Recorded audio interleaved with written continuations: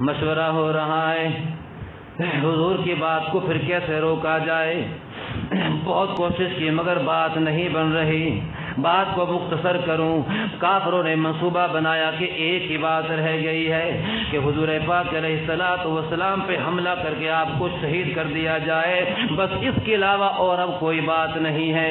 باقی ہم نے سارے زور لگا لیے، پھر کون کرے گا اب یہ کام؟ کہنے لگے کہ یہ کام کر سکتا ہے تو عمر کر سکتا ہے، بڑی جرت والا ہے.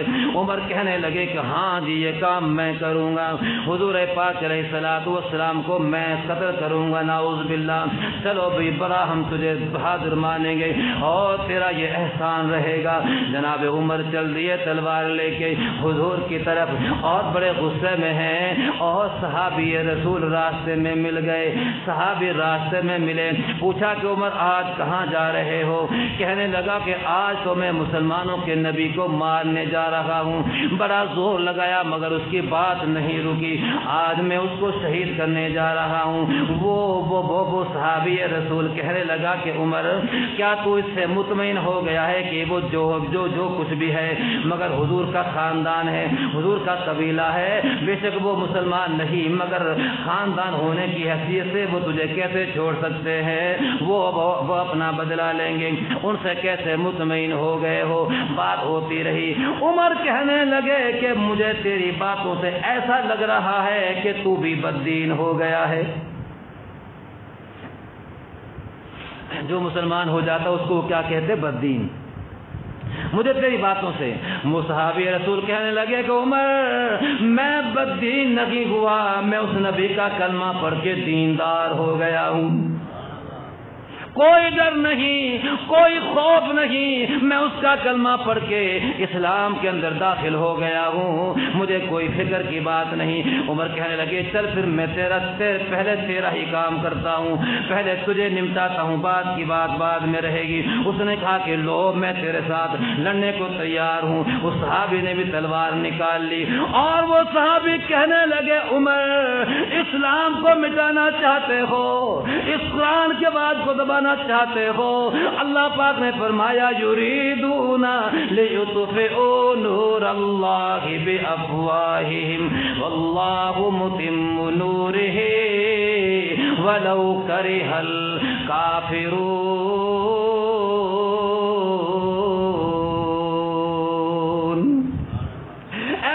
نبی یہ کافر اس میرے چراغ کو بجھانا چاہتے ہیں.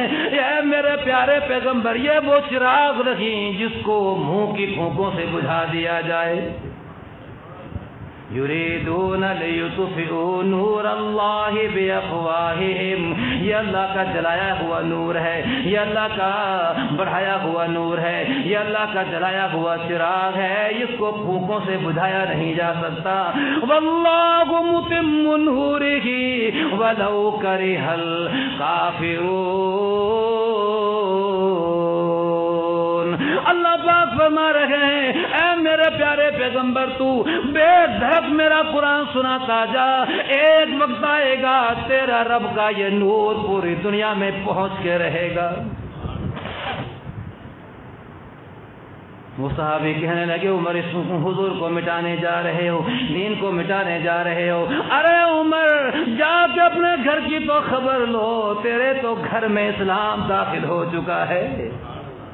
تو باہر مٹانے کی کوشش کر رہا ہے، اسلام تو تیرے گھر کے اندر داخل ہو چکا ہے.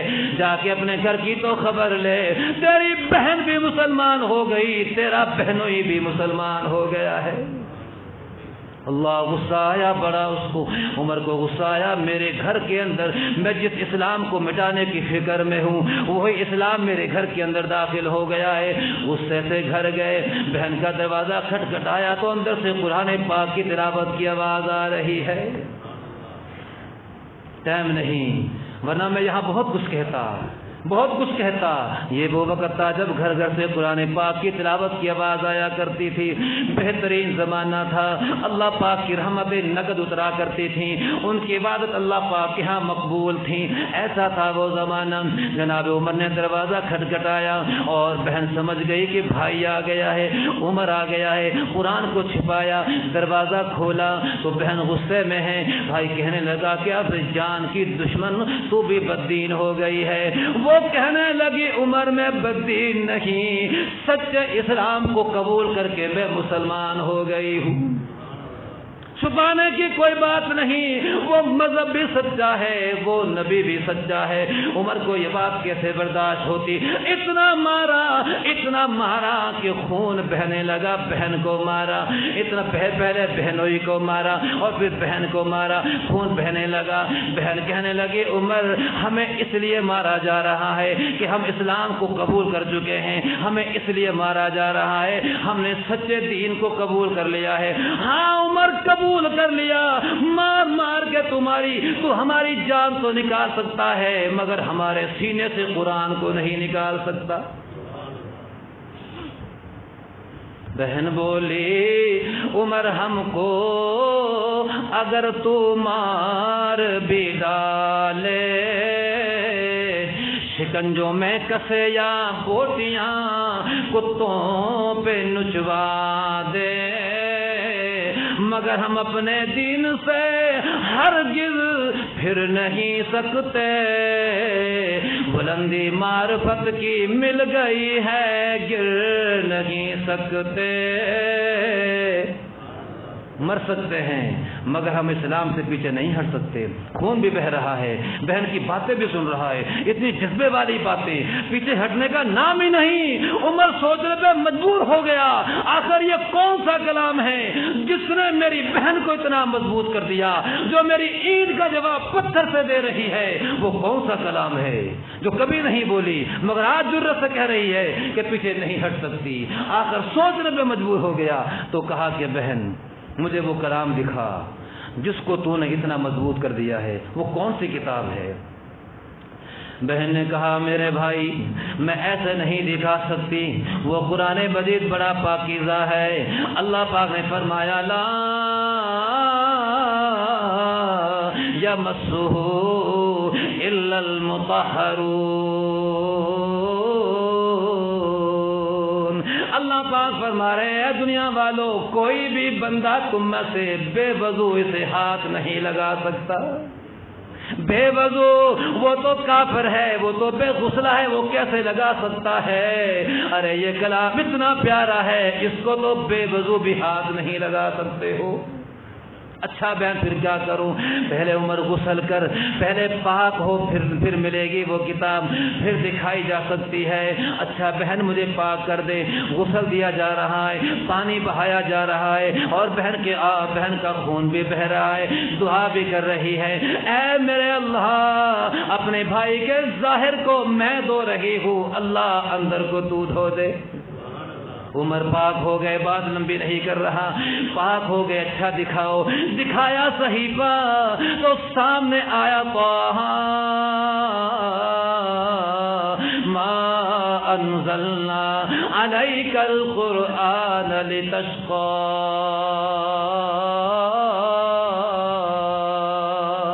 ترجمہ سمجھ رہے تھے, ترجمہ مطلب تو سمجھ رہے تھے, پڑھتے رہے یہاں تک کہ پہنچے اننی انا اللہ لا الہ الا انا فاعبدنی واقم الصلاۃ لذکری. ارے دنیا والو بس میں ہی معبود ہوں, میں ہی اللہ ہوں, میں ہی معبود ہوں, بس میری ہی عبادت کرو. بس یہاں آ کے تو بند کر دیا اور کہنے لگا میری بہن مجھے معاف فرما دے, اے میری بہن مجھے معاف کر دیجئے. میں نے تجھے جہالت میں مارا, میں نے تجھے نادانی میں مارا, میں نے تجھے جہالت میں مارا, میں نے تجھے کفر میں مارا. اے میری بہن اب مجھے بھی لے جا کے حضور پاک علیہ الصلوۃ والسلام کے قدموں میں مجھے بھی اس کا غلام بنا دیجئے. جناب عمر جا رہے ہیں حضور کے پاس، دار ارقم میں ہیں حضور، ابھی تو چھپ کے بات ہوتی تھی، ابھی شروع کا زمانہ تھا۔ تو صحابہ کرام نے دیکھا کہ عمر آ رہے ہیں، تلوار لے کے آ رہے ہیں۔ امیر معاویہ رضی اللہ تعالیٰ عنہ کہنے لگے، امیر حمزہ کہنے لگے کہ حضور مجھے تلوار دو، میں اس کو پہلے ہی نمٹا دوں۔ آپ نے فرمایا کہ نہیں، آنے دو، آنے دو، اگر اچھے ارادے سے آ رہا ہے تو ٹھیک، ورنہ اسی کی تلوار ہوگی اور اسی کی غزل ہوگی۔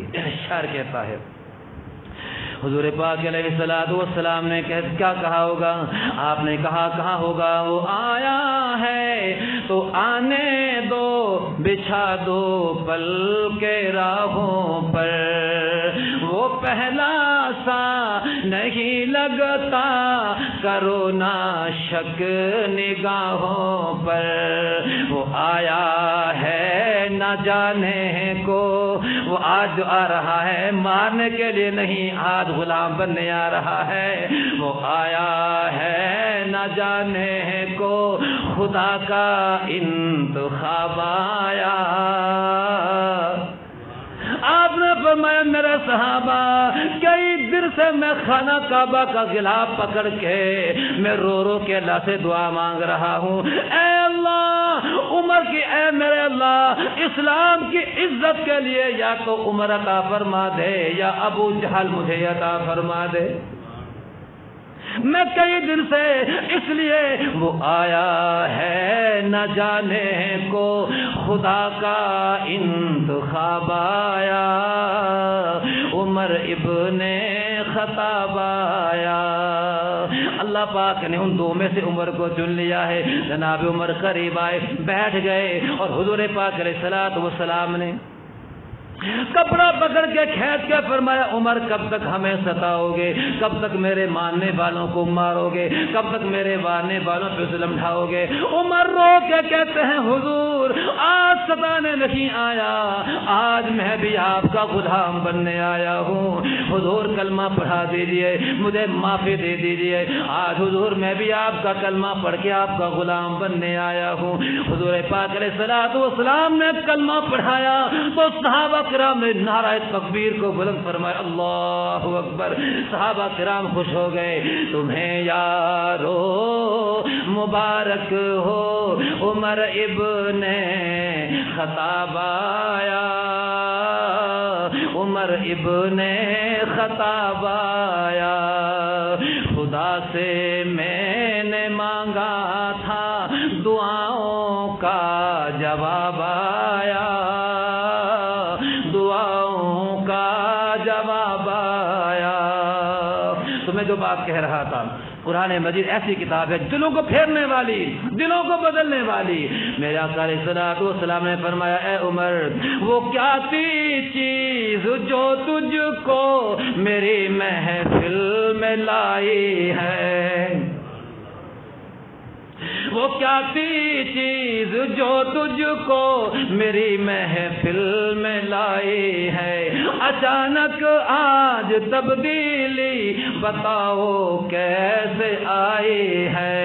جناب عمر نے رو کے کہا، سنی میں نے بہن سے وہ، سنی میں نے بہن سے وہ، جو لے کر تو کتاب آیا، عمر ابن خطاب آیا۔ آج اللہ کے پیارے پیغمبر میں اس لیے آپ کے قدموں میں آ گیا ہوں، آج میں نے وہ کلام سنا ہے اپنی بہن سے جو آپ لے کے آئے ہیں۔ تو یہ ہے قرآن مجید، یہ ہے وہ کلام۔ نماز کا وقت ہو گیا، نماز کا وقت ہو گیا، نماز پڑھی جائے گی۔ جناب عمر کہنے لگے، حضور اب یہ کیا ہو رہا ہے؟ آپ نے فرمایا، عمر نماز پڑھیں گے، یہاں چھپ گئے۔ آپ نے عرض کیا کہ حضور چھپ کے نماز؟ ہاں عمر، تیری قوم ہمیں خانہ کعبہ میں نماز نہیں پڑھنے دیتی، اگر ہم خانہ کعبہ میں نماز پڑھتے ہمیں پتھر مارتے ہیں، ہم پہ ظلم ڈھاتے ہیں، ہم چھپ کے نماز یہاں پڑھتے ہیں۔ جناب عمر کہنے لگے، حضور میرے اسلام لانے سے یہ چھپ کر کیوں عبادت ہو؟ میرے اسلام لانے سے یہ چھپ کر کیوں عبادت ہو؟ پڑھیں گے آج کعبہ میں وہ روکے جس کی طاقت ہو، اڑا دوں گا میں سر اس کا، اڑا دوں گا میں سر اس کا، کفر کا جو نواب آیا عمر ابن خطاب آیا۔ میرے آقا علیہ السلام نے فرمایا چلو میرے صحابہ آج خانہ کعبہ کے اندر نماز ادا کی جائے گی، خانہ کعبہ کے اندر نماز پڑھی جائے گی۔ میرے آقا اپنے صحابہ کو لے کے جا رہے ہیں، جناب میرے آقا سپہ سالار بن کے اور عمر رضاکار بن کے پیچھے پیچھے آواز لگائے جا رہے ہیں، او مکہ کے کافروں سنو، آج عمر بھی حضور کا غلام بن گیا ہے، سنو آج عمر بھی حضور کا سپاہی بن گیا ہے، آج میرا نبی خانہ کعبہ کے اندر نماز پڑھے گا، جس کی جرت ہو میرے نبی کا راستہ روکے۔ اعلان کر دیا راستہ روکے میرے نبی کا۔ صحابہ کرام کہتے خدا پاک کی قسم عمر کے آنے سے ہمیں خانہ کعبہ میں نماز پڑھنے کا موقع ملا۔ نعرہ تکبیر، نعرہ تکبیر، نعرہ حیدری۔ حضرت عمر رضی اللہ تعالیٰ عنہ کے آنے سے ہمیں خانہ کعبہ میں نماز پڑھنے کا موقع ملا۔ حضور پاک علیہ السلام نے اپنے صحابہ کے ساتھ خانہ کعبہ میں نماز پڑھی، کافر دیکھتا رہ گیا، عمر کے ہوتے ہوئے جرت نہ ہو سکی وہ میرے نبی کا راستہ روک سکتا۔ تو یہ ہے اللہ کا قرآن، اس قرآن نے بڑے بڑوں کے دلوں کی کایا کو پلٹ دیا ہے۔ اللہ تعالی ہمیں اس قرآن کے ساتھ جڑے رہنے کی توفیق نصیب فرمائے۔ حضور پاک علیہ السلام نے فرمایا میرے صحابہ میں جا رہا ہوں، میں تمہارے اندر قرآن مجید اور اپنی سنت کو چھوڑ کے جا رہا ہوں، اگر ان دونوں پہ عمل کرتے رہو گے تو حوض کوثر پہ ہماری ملاقات ہو جائے گی۔ اللہ پاک جو کچھ کہا سنا گیا اس پہ عمل کرنے کی توفیق نصیب فرمائے۔